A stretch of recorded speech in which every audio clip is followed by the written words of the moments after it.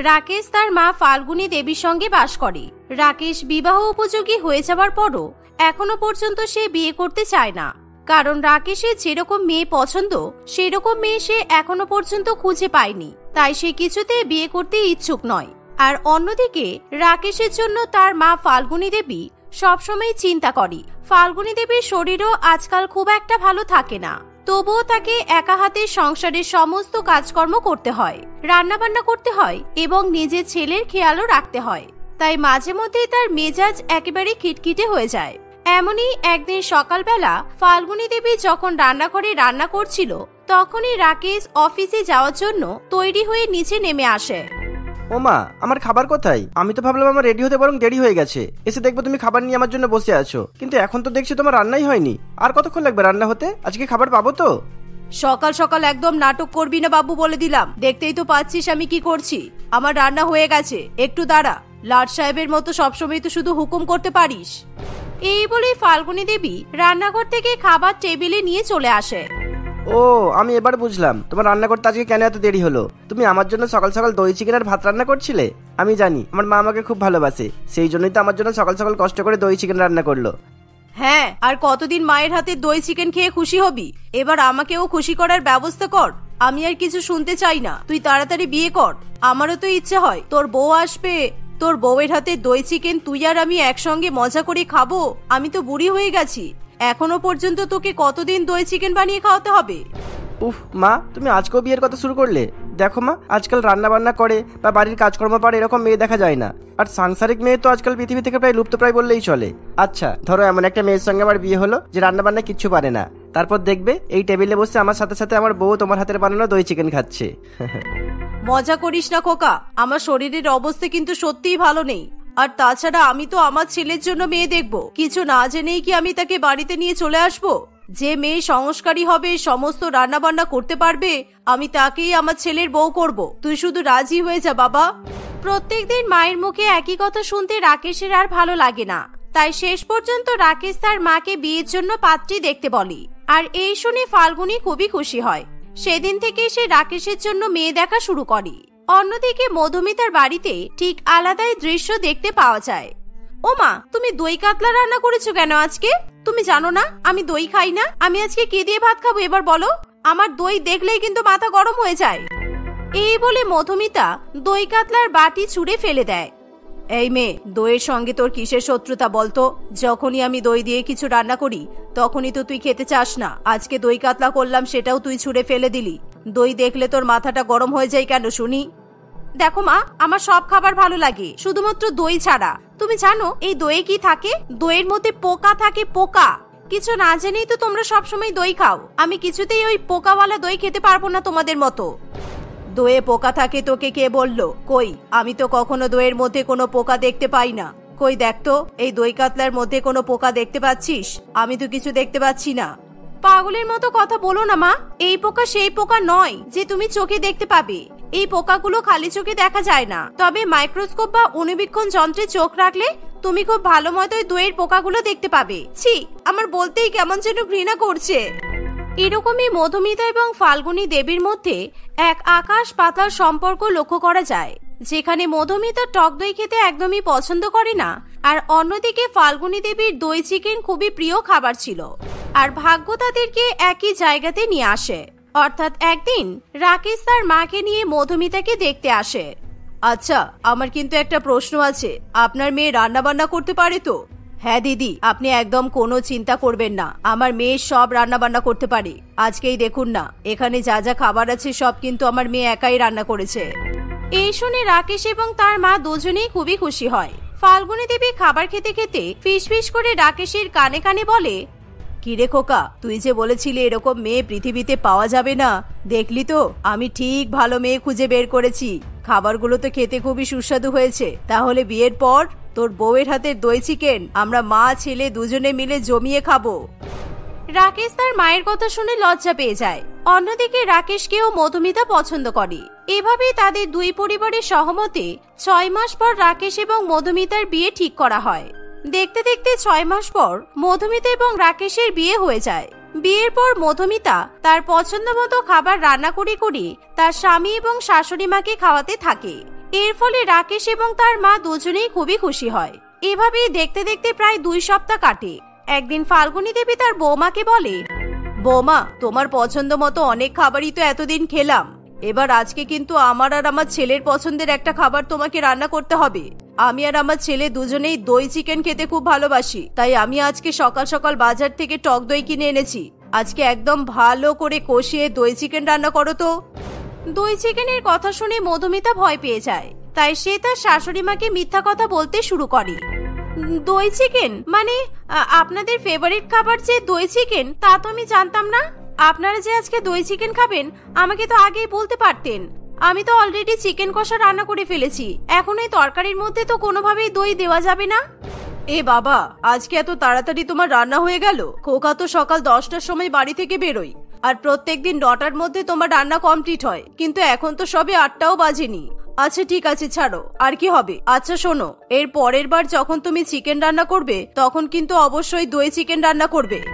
এভাবেই মধুমিতা তার শাশুড়ি মাকে মিথ্যা কথা বলে দেয়, আর সে দই চিকেন রান্না করার হাত থেকে রক্ষা পায়।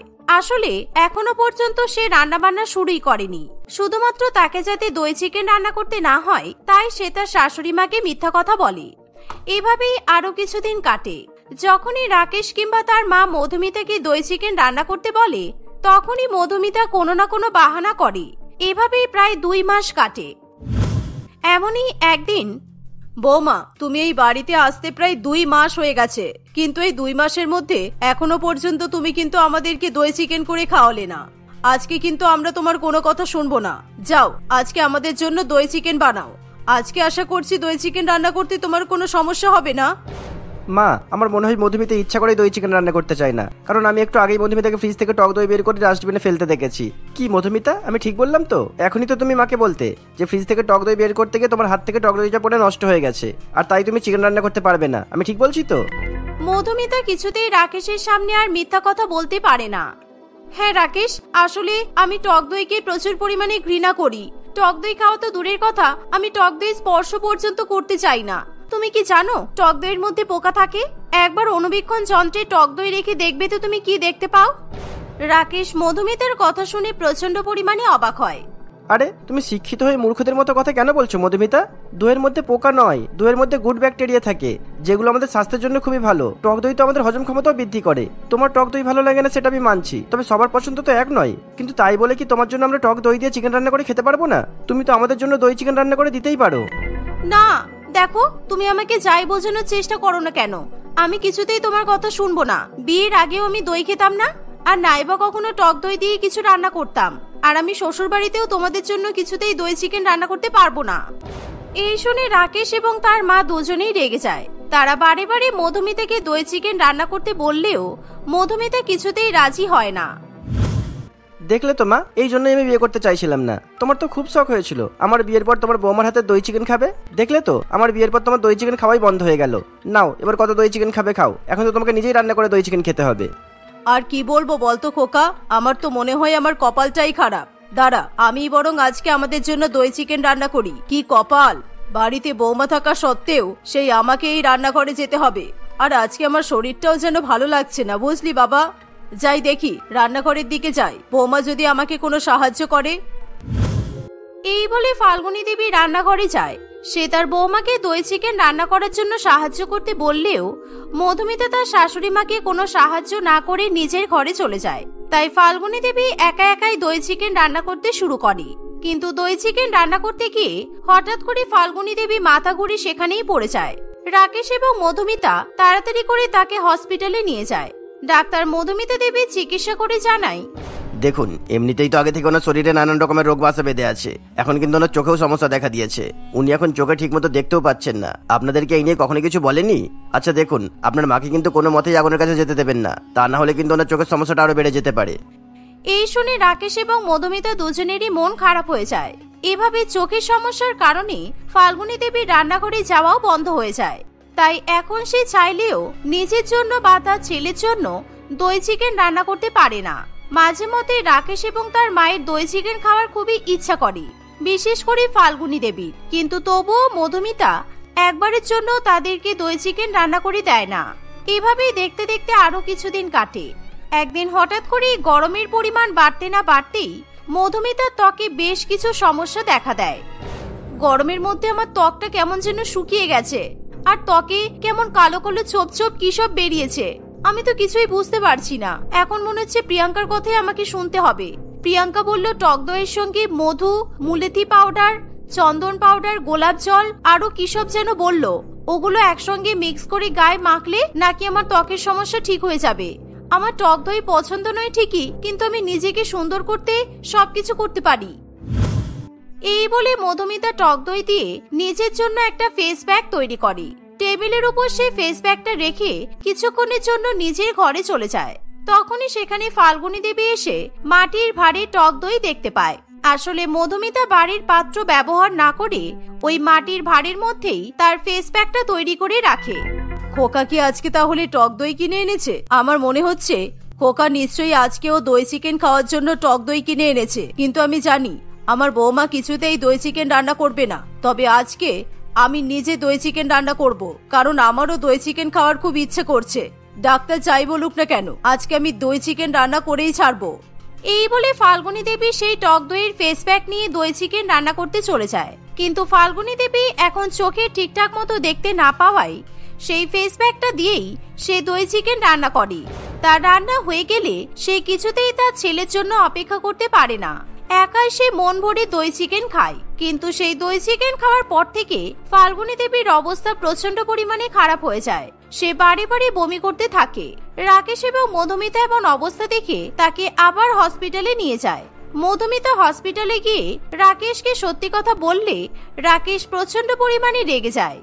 মানে তোমার জন্য আমার মায়ের আজকে এই অবস্থা হয়েছে? তুমি এতদিন পর্যন্ত টক দই নিয়ে তো খুব নাটক করলে। টক দই খাও না, টক দই দিয়ে আমাদের জন্য দই চিকেন রান্না করতে পারো না, কিন্তু টক দই দিয়ে ফেস প্যাক বানিয়ে নিজের শরীরে মাখতে পারো। এটা আবার কোনো যুক্তি হলো?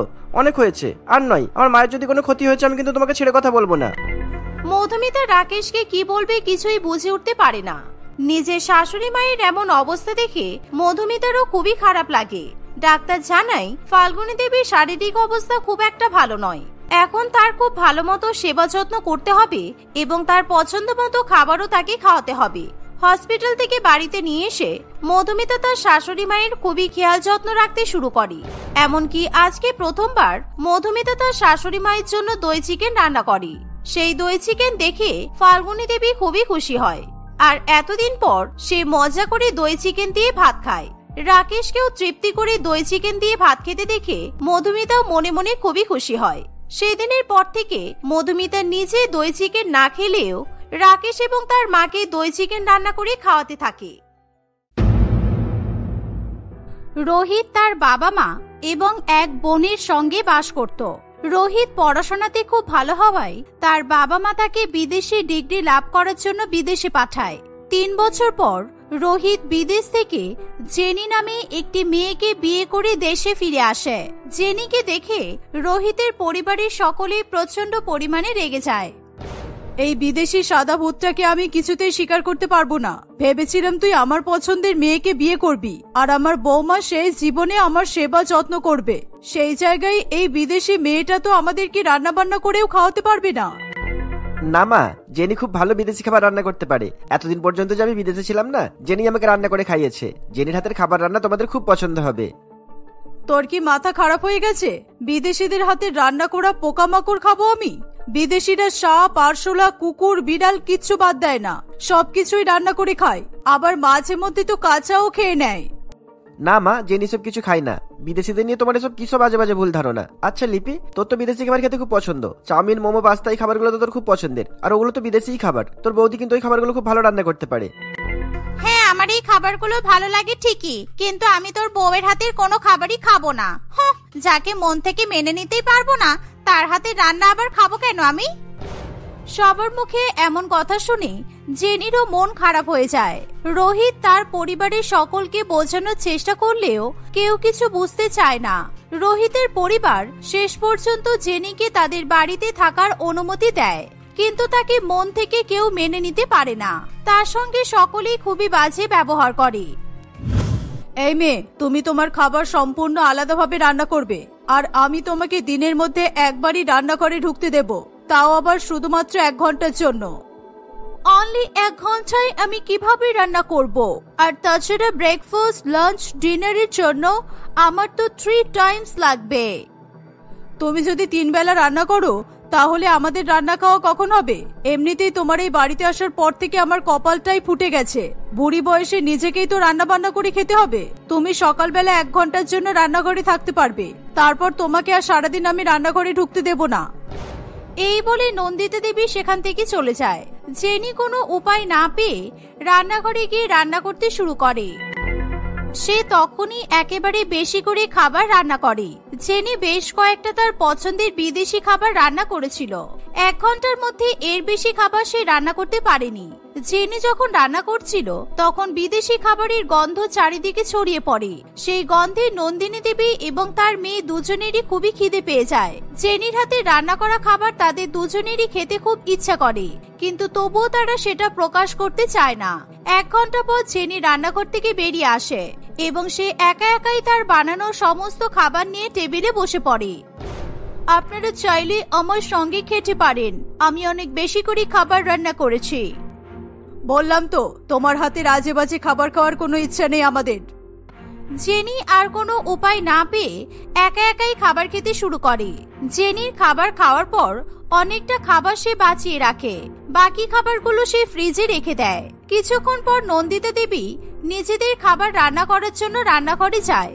তখনই সে ফ্রিজ থেকে রান্না করার জন্য প্রয়োজনীয় উপকরণ নিতে গিয়ে দেখে জেনির রান্না করা বিদেশি খাবার ফ্রিজে রাখা আছে। খাবারগুলো দেখে নন্দিতা দেবীর প্রচুর লোভ হয়। খাবারগুলো তো দেখে সুস্বাদু মনে হচ্ছে, একবার খেয়ে দেখবো কেমন হয়েছে। না না, এই খাবারগুলো তো বৌমা এঁটো করে রেখেছে, তাতে কি হয়েছে? বৌমা তো চামচ দিয়েই খেয়েছে, আমি অন্য একটা চামচ দিয়ে খেয়ে দেখি। এই বলে নন্দিতা দেবী জেনির এঁটো করা খাবার চেখে দেখে। সেই খাবার খেয়ে নন্দিতা দেবীর ভীষণ পছন্দ হয়। এই খাবারগুলো তো দারুণ খেতে, আমার তো মনে হচ্ছে সবই খেয়ে ফেলি, দারুণ টেস্টি। না না, বেশি খাওয়া যাবে না, আমি বেশি খাবার খেলে বৌমা বুঝে যাবে। মনে তো হচ্ছে সবটাই খেয়ে ফেলি রে বাবা, কিন্তু কোনো উপায় নেই। এই বলে নন্দিতা দেবী তার বিদেশি বৌমার এঁটো করা খাবার কিছুটা খেয়ে বাকি খাবার আবার ফ্রিজের মধ্যেই রেখে দেয়। কিছুক্ষণ পরে নন্দিতা দেবীর মেয়ে লিপিও রান্নাঘরে এসে তার মায়ের মতো একই কাজই করে। দুপুরবেলা যখন সকলে লাঞ্চ করতে বসে, জেনিও তখন তার ফ্রিজ থেকে তার সকালের বানানো খাবার নিয়ে খেতে বসে পড়ে। খাবারগুলো দেখে তার মনে হয় কেউ হয়তো তার খাবারগুলো খেয়ে রেখে দিয়েছে। আমার খাবার এত কমে গেল কিভাবে? আমি তো অনেকটা খাবার ফ্রিজে রেখেছিলাম। এই মেয়ে, তোমার কি মাথা খারাপ হয়ে গেছে? আমরা তো আগেই বললাম তোমার হাতে রান্না করা কোনো খাবার আমরা স্পর্শ পর্যন্ত করব না। আমাদের কি আর কোনো কাজ নেই যে তোমার হাতের খাবার আমরা লুকিয়ে লুকিয়ে চুরি করে খাবো? আমাদের খাওয়ার হলে তোমাকে আগেই আমরা হুকুম করে দিতাম, কিন্তু এটা আমরা কখনোই করব না। আর তাছাড়া বৌদি, তুমি তো খাবার এঁটো করে ফ্রিজে রেখেছিলে, তোমার এঁটো করা খাবার আমরা খাবো? তুমি এটা ভাবলে কি করে? জানি না তোমরা বিদেশিরা কি করো, কিন্তু আমাদের দেশে কেউ কারোর এঁটো করা খাবার খেতে পছন্দ করে না, আর আমরাও তাই। তোমার লজ্জা করছে না বৌদি? তুমি আমাদের উপর অপবাদ দিচ্ছ। নো নো, সরি, তোমরা ভুল ভাবছো। আমি এমনি একটু জিজ্ঞাসা করছিলাম। নো প্রবলেম, যা খাবার আছে আমার এখন হয়ে যাবে, কিন্তু রাতে তো আমাকে আবার না খেয়ে থাকতে হবে, কারণ মা তো আমাকে দিনে 1 ঘন্টা করেই রান্নাঘরে ঢোকার অনুমতি দিয়েছে। এই মেয়ের হাতে রান্না আমার যে খুব পছন্দ হয়েছে। এই মেয়েকে এখন রান্নাঘরে যেতে বারণ করলে চলবে না। এই মেয়ে যত বেশি খাবার রান্না করবে আমিও তো তত বেশি খাবার খেতে পারবো। আচ্ছা শোনো, তোমাদের বিদেশিদের তো কোনো মায়া মমতা বলে জিনিস নেই, কিন্তু আমাদের মন কিন্তু খুব নরম হয়। আমরা এরকম করে কারোর উপর অত্যাচার করতে পছন্দ করি না। তোমার যেহেতু খাবার শেষ হয়ে গেছে, তুমি রাত্রিবেলাতেও খাবার রান্না করতে পারো। এই শুনে জেনি যেমন খুশি হয়, লিপিও মনে মনে খুবই খুশি হয়। যাক বাবা, আমি যে লুকিয়ে লুকিয়ে বৌদির খাবার খেয়েছি এটা কেউ বুঝতে পারেনি, ভালো হয়েছে। রাত্রিবেলা আমি আবার বিদেশি খাবার খেতে পারবো। জেনি সন্ধ্যাবেলা নিজের জন্য ডিনার তৈরি করে। রাত্রিবেলা খাবার খাওয়ার পর অনেকটা পরিমাণে খাবার আবার বেঁচে যায়, তাই সে তার বেঁচে যাওয়া খাবার আবার ফ্রিজের মধ্যে রেখে দিয়ে ঘুমিয়ে পড়ে। রাত্রিবেলা লিপি লুকিয়ে লুকিয়ে রান্নাঘরে আসে এবং ফ্রিজ খুলে তার বৌদির এঁটো করা খাবার খেতে শুরু করে। তখনই সে কারোর পায়ের শব্দ শুনতে পায়। লিপি একটু ভয় পেয়ে যায়। অন্ধকারের মধ্যে সে ভালো করে লক্ষ্য করলে তার মাকে দেখতে পায়। মা, তুমি এখানে এত রাতে কি করছো? তুমি কি করতে এসেছো এখানে এত রাতে? নন্দিতা দেবীর মুখে খাবার ভর্তি ছিল, তাই সে ঠিকমতো কথাও বলতে পারছিল না। তুই এখানে যা করতে এসেছিলি আমিও তাই করতে এসেছিলাম। এই লিপি, তোর বৌদির হাতে রান্না করা খাবার কিন্তু দারুণ সুস্বাদু। বল, আমার তো এরকম ভাবে লুকিয়ে লুকিয়ে খেতে খুব ভালো লাগছে। মা, তুমিও তাহলে? ও, এবার আমি বুঝলাম এই কারণে তুমি বৌদিকে আবার রান্নাঘরে ঢোকার অনুমতি দিয়েছিলে। মা, আমি বলছি কি, এরকম লুকিয়ে চুরিয়ে বৌদির এটো করা খাবার না খেয়ে আমরা তো সবকিছু ঠিক করে নিতে পারি। তাহলে আমরা প্রত্যেকদিন বৌদির হাতে রান্না করা বিদেশি খাবার মজা করে খেতে পারবো। না না, কিছুতেই না। আমার কি মান সম্মান বলে কিছু নেই? আমার তো একটা প্রেস্টিজ আছে। ওই বিদেশি মেয়ের কাছে আমি কিছুতেই মাথা নত করতে পারবো না, বুঝেছিস? তাহলে আর কি, আমাদের কিরকম লুকিয়ে লুকিয়ে বৌদির এটো করা খাবারই খেতে হবে, আর তো কিছু করার নেই। এরকম ভাবেই সময় কাটতে থাকে। প্রত্যেক দিনই লিপি এবং তার মা লুকিয়ে লুকিয়ে জেনির এটো করা খাবার খেতে থাকে।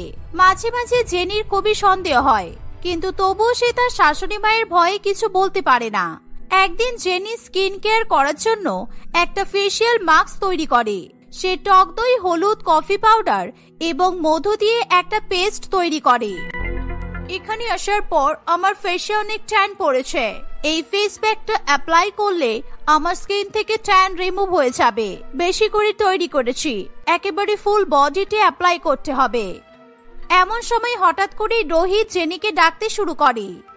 জেনি, একবার এদিকে এসো তো তাড়াতাড়ি। জেনি, কোথায় আছো? তুমি তাড়াতাড়ি করো।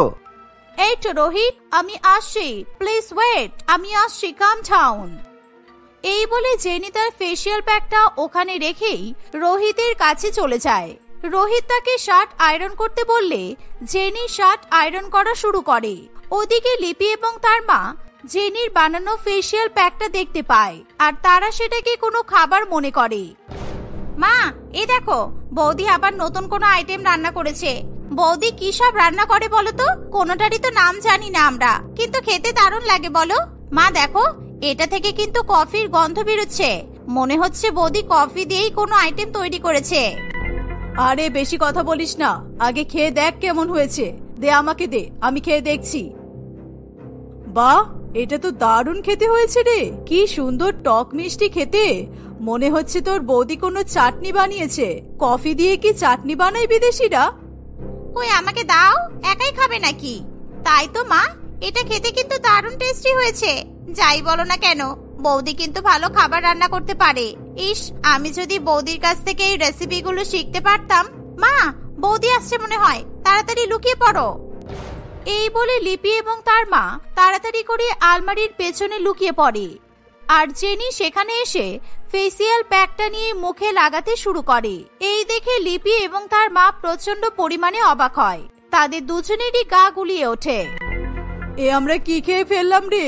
এটা তো কোনো খাবার জিনিসই ছিল না। তোর বৌদি তো এটা মুখে মাখছে। এ বাবা, তোর পাল্লায় পড়ে আমি কি খেয়ে নিলাম। তুমি তো আগে খেয়েছো, তারপরে তো তোমার দেখা দেখি আমি খেয়েছি, আর আমার নামে দোষ দেবে না বলে দিলাম। মা, আমার না প্রচুর বমি পাচ্ছে, আমি বাথরুমে যাচ্ছি। এই বলে লিপি এবং তার মা দুজনেই বাথরুমে গিয়ে বমি করতে শুরু করে। এরকম ভাবে দেখতে দেখতে আরো কিছুদিন কাটে। হঠাৎ করে একদিন নন্দিনী দেবীর বাড়িতে ইঁদুরের প্রচন্ড পরিমাণে উৎপাত বেড়ে যায়, আর এই ঘটনার জন্য নন্দিতা দেবী তার বৌমাকেই দোষারোপ করে। আগে আমাদের বাড়িতে কোনো ইঁদুর ছিল না। এই বিদেশি বউ বাড়িতে আসার পর থেকেই ইঁদুরের উৎপাত এত বেড়ে গেছে। এই মেয়ে, তুমি আবার ইঁদুর ধরে রান্না করে খাও না তো? সত্যি করে বলো, তুমি কি আমাদের বাড়িতে ইঁদুরের চাষ করা শুরু করেছো? এসব আপনি কি বলছেন? This is not fair. আমি কিছু করিনি। আমি বাড়িতে ইঁদুর কিভাবে নিয়ে আসবো? আপনারা বেকার বেকার আমাকে বকাবকি করছেন। মা তো ঠিকই বলেছে, তোমার কারণেই আমাদের বাড়িতে ইঁদুর ভর্তি হয়ে যাচ্ছে। আগে তো আমাদের বাড়িতে কোনো ইঁদুর থাকতো না। তুমি নিশ্চয়ই কোনো বিদেশি টেকনিক অ্যাপ্লাই করে বাড়িতে ইঁদুর নিয়ে আসছো।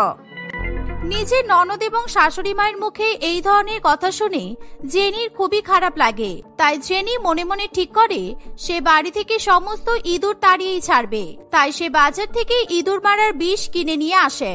দুপুরবেলা জেনি লাঞ্চ করার পর তার বেঁচে যাওয়া এঁটো খাবারে সেই ইঁদুর মারার বিষ মিশিয়ে দিয়ে সেটা রান্নাঘরে রেখে দেয়। কিছুক্ষণ পরে সেখানে লিপি এবং তার মা এসে সেই ইঁদুর মিশ্রিত খাবার খাওয়া শুরু করে।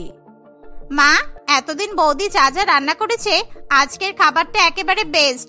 এই খাবারটা এতটাই ভালো লাগছে, আজকে আমি সব খেয়ে ফেলবো। এই বলে লিপি এবং তার মা সমস্ত খাবারই খেয়ে ফেলে। কিছুক্ষণ পর থেকেই তাদের প্রচন্ড শরীর খারাপ করতে শুরু করে। তারা দুজনে অনবরত বমি করতে থাকে আর সেই সাথে তাদের পেটেও অস্বাভাবিক যন্ত্রণা শুরু হয়। সবাই মিলে তাদের দুজনকে হসপিটালে ভর্তি করলে ডাক্তার তাদেরকে জানায় ইঁদুরের বিষ মিশ্রিত খাবার খাওয়ার ফলে তাদের শরীরে বিষক্রিয়া হয়েছে। কেউ কিছু বুঝতে না পেরে বাড়ি বাড়ি লিপি এবং তার মাকে নানান রকমের প্রশ্ন করতে থাকে। শেষ পর্যন্ত তারা সত্যি কথা বলে দেয়।